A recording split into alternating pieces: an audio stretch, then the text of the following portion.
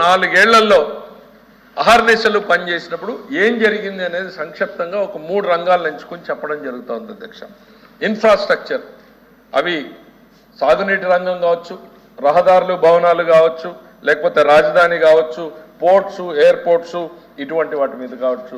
ప్రధానంగా తీసుకున్నప్పుడు వచ్చిన వెంటనే అధ్యక్ష మా ప్రాధాన్యత హైయెస్ట్ ఎక్స్పెండిచర్ ఆ రోజు ఇరిగేషన్ మీద పెట్టుకున్నాం అధ్యక్ష. ఒకవైపు పోలవరం కావచ్చు, మరోవైపు పట్టిసీమ కావచ్చు, రాయలసీమ ప్రాంతాల్లో అప్పటిదాకా పెండింగ్ ఉన్నటువంటి హంద్రీనీవా, గాలేరు నగర్ లాంటి ప్రాజెక్టులు కావచ్చు, ఉత్తరాంధ్ర ప్రాజెక్టులు కావచ్చు అధ్యక్ష. ఈ సెక్టర్ మీద ఎంత పెట్టామనేది నెక్స్ట్ వస్తాయి కాబట్టి ఇవన్నీ మా ప్రాధాన్యత రంగాల్లో చాలా ఎక్కువ పెట్టుకున్నాం అధ్యక్ష.